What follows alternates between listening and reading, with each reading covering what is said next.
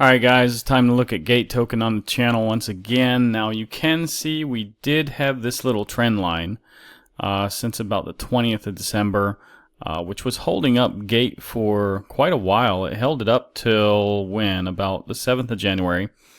And yeah, broke through guys. And we did actually try to get back above this trend line. And we have failed several times now. Three times here, and this is a 4-hour time frame, guys. So keep that in mind. Now we are sitting at $18.03 at the moment. There is a 4-hour support here, which we do have another couple of hours to find support. Now I do believe we will, find support there. We have the past couple of candles, so why not now? So let's see if this holds. But Gate actually, doesn't look too bad, in my opinion. It is making just higher highs all the time, up until, just recently, basically. It stopped. Now, I guess it's kind of consolidating here in this range. It's kind of taking a break because the whole time, on the way up here, it was just making all-time highs, new all-time highs. So we did have a little bit of consolidation here at the end of December, as you see here. So maybe this is what it's kind of going to do right now before, going on the next run. Just want to see this on a daily time frame now. You can see that, yeah, we have had a lot of downside pressure today, getting a little bit of a red candle, almost kind of a bearish hammer candle at the moment. But anyways, let's see if we can get some support here, and then it would be kind of a doji red candle, maybe even slightly green if we can find support. But yeah, still in my opinion, guys, we're just back to where we were on the 5th of January. After going on a run like this, yeah, it's going to have, some consolidation. It's going to have some downside. I mean, a couple of days ago, it did see $17 really and 10 cents at its low. And we're back up above $18 already, guys. This is just a really strong coin in my opinion. Looking at this on a weekly time frame, I know it's a little bit hard to see because there's so many lines, but yeah, this, it's barely red. We just had actually 2 massive green weeks, so what more can we ask for, guys? A little bit of consolidation, is what we really need anyways. But yeah, this is just barely red. So we still have like 3 more days basically on this, candle. So I do believe this is going to end up another green candle. Whether it's just barely green, whether we start consolidating for the next 2-3 days here, I still believe this is probably going to be a green candle. Now on the RSI, guys, and the Stochk RSI on the 15-minute time frame, basically this is oversold on the Stochk RSI. Now on RSI, it's at a pretty good level, and it is pointed upwards actually, so that's a good sign.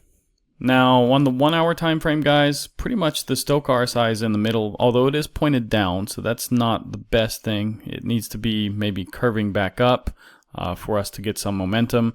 Now the RSI is pointed up slightly here. It's right in the middle. Has a long way that it could run. Now looking at the 4-hour time frame, guys, again right in the middle on basically both. Now the Stochk RSI is pointed to the upside, which is good, but the RSI is pointed down, although you can kind of see it just kind of bounced around here, so it could easily bounce back up. But yeah, guys, it can run a long way. It's right in the middle, so that's fine. And like I said, down here pointed to the upside, it can go up. Now, as for the daily time frame, guys, not looking so good like the 15-minute, the 1-hour, the 4-hour. So the lower time frames look better. So I think in the short term, we're going to see a bounce. But the Stochk RSI is pointed heavily to the downside. So that is not the best signal. Now the RSI still is in normal levels. If you would zoom in there, you could see that it's just right under overbought. So yeah, still, it could be here for what, like a few days, really, above the normal territory like it was here. I know it's just hard to see, but yeah, I mean, it could. So, one indicator pointed heavily down, the other one still in normal territory. So, yeah. So if we look at the week, basically it is overbought, both on the RSI and Stochk RSI. So, not good on a weekly time frame. So in the longer, term, probably it's going to have a pullback. And I mean, just look at this. This is just weeks of upside. So yeah, that's normal, guys. On the weekly time frame, weekly indicator, RSI, Stochk RSI, yeah, it's overbought. Now, lower time frames, guys, it pretty much points to the upside. So, I think personally, it can probably run the next few days, maybe even a week or so, but then it's going to cool down eventually. So let's take a quick look at Bitcoin now, guys. Now, you can see Bitcoin is right on the verge of losing 91.1. This is not good, guys. I can say if we lose this, 91.1, we start closing some daily candles below it, then we don't really have support until about 71.3. And yeah, there is a CME gap here at about 76,000, somewhere around here, guys. Not sure the exact dollar amount, but it's there. We could see a very large wick to the downside, whether it's on a daily or a weekly candle. But yeah, guys, if we lose this, 91.1 support here, then, we could really see some big downside. Now, do I think the bull run will still be over? Probably not. I still think that we at least have 6 to 8 months. I'm probably banking on, at least 6 months and probably start selling up to about 8 months personally, just to stay safe. Now, I don't think we're going to have the entire year, unfortunately, because usually in the fourth year of a bull run, much of the year is green, but that's when the fallback kind of starts. So I'm probably going to get out and not get so greedy like a lot of people. I want to stay safe. But yeah, let's see what happens here, guys. Right now, we're about $1,100 above this. Personally, I do believe this is going to hold. We're just having a lot of FUD lately, guys. There's just a lot of news in the market that's just making Bitcoin and not just Bitcoin, guys, not just crypto. The entire market, all across the world, basically NASDAQ, S&P, everything is going down. There's just a lot of FUD. Now, if we look at Ethereum, guys, it has finally broken down from this consolidation, basically, between 33.13 and 35.34, where it was the majority of the time, since about the 19th of December. Now, we have only broken down one, small level here. Basically, we have found support here on the bottom of this Fibonacci that we are in. And this is around, what, $3,200. So you can see there was kind of a lot of resistance here. And, it did punch through, got rejected, basically. Finally punched through. We spent a lot of the time, actually, since, 21st November up here in this range. But now we're starting to break down again. So let's see if we can hold here, at least hold this Fibonacci. And, in the next day or so, get back up in this 33.13 to 35.34 range. Unfortunately, the total market cap, guys, is falling through the $3.28 trillion mark. We do have some support at $3 trillion. So, and actually it doesn't look like it wants to go really below or much below about 3.17 trillion. It looks like we have found some support here. And, I don't know, maybe we could draw a line there. This is on the daily time frame though. So anyways, I've only marked off weekly time frames here, supports and resistances. But yeah, maybe we're kind of being supported on a daily time frame at the moment. So let's see if we can kind of pick back up just a little bit before this closes in a couple of hours. Now, taking a look at the total market cap excluding Bitcoin, guys, this is basically altcoins. We are slightly below the 1.34 trillion mark at the moment. Hopefully in the next couple of hours we'll just see this as a wick here, and hopefully we find some support. You just have to wait and see, guys. It looks like it doesn't really want to go much below about 1.31. This is probably being supported like on a daily time frame, kind of like the total market cap we just looked at with Bitcoin. This could be catching a daily support, So basically this green line is a weekly, actually resistance at the moment. So, but anyways, we're looking at this on the wrong time frame. This is a daily time frame. As long as we get above that green line by, when it turns from Sunday to Monday of this weekend, everything is okay, really. But the longer the time frame, above or below the candle, it's still not good as well. Now, one of the most worrying charts right now is the Bitcoin dominance, guys. You can see here it was following this W pattern. It does kind of look like it wants to break down. It looks like it might, find some resistance here now at 58.09. So it's kind of been rejected there today. Let's hope, guys. I would love to see this break down. I don't want this to follow this pattern here. That would be bad for altcoins. But yeah, I mean, if it gets a big bounce, I mean, it can still continue along, this W pattern. And when it breaks this neckline, guys, that's not good. Alts will really suffer, and Bitcoin holders will benefit more than us. Now, looking at the liquidation heat map, guys, it's been pretty tame, I can say, although we've had a lot of volatility lately. Only about 400 million have been wrecked in the last 24 hours. More longs than shorts, of course, because Bitcoin is going down. You can see that's pretty much, the most of the people have been wrecked, with Bitcoin.